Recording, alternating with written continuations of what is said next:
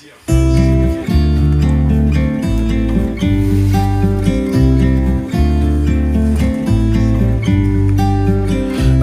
to leave, already packing, come with me. Meu Deus, que delícia, que cheiro, que aroma! Oi, gente. Eu vou começar aqui a preparar para o meu de jejum, água com limão. Aqui também tem o peixe filé de melusa que eu vou preparar para o almoço. Costa do Sul o nome. E esse daqui é Vitamar camarão. É isso que eu vou preparar para o meu almoço hoje. Agora eu vou espremer aqui.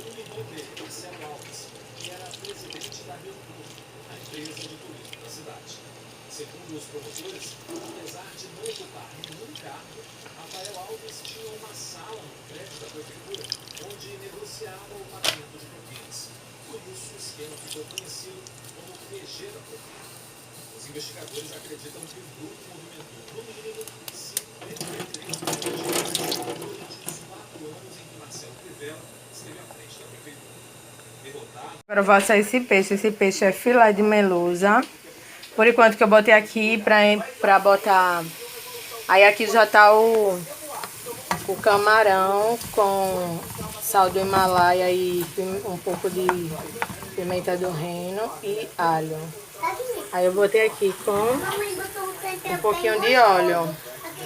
Lembrando que eu não estou fazendo dieta, gente. Eu estou fazendo reeducação alimentar, que é você aprender a comer, entendeu? Comer de tudo um pouco. Porque dieta você tem que se restringir de muita coisa. Então eu tô fazendo reeducação, que é comendo de tudo um pouco, tá? Pronto, meninas, eu agora botei esse sal aqui do Himalaia e pimenta. Mamãe. Obrigada.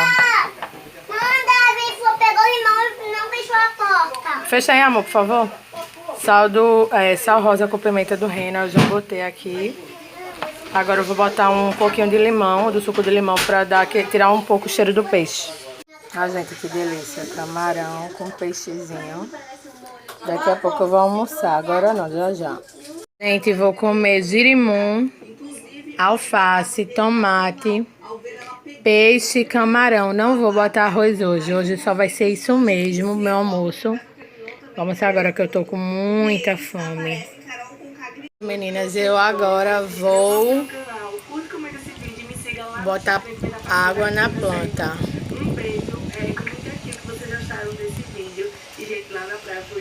Bota mais água na planta. Pronto, deixa ela aí levando o vento. Aqui é bom que além dela ser aguada, ela ainda tá levando o ventinho. Aí ela fica bem relaxada. Minha gente, vocês não sabem o que eu fiz.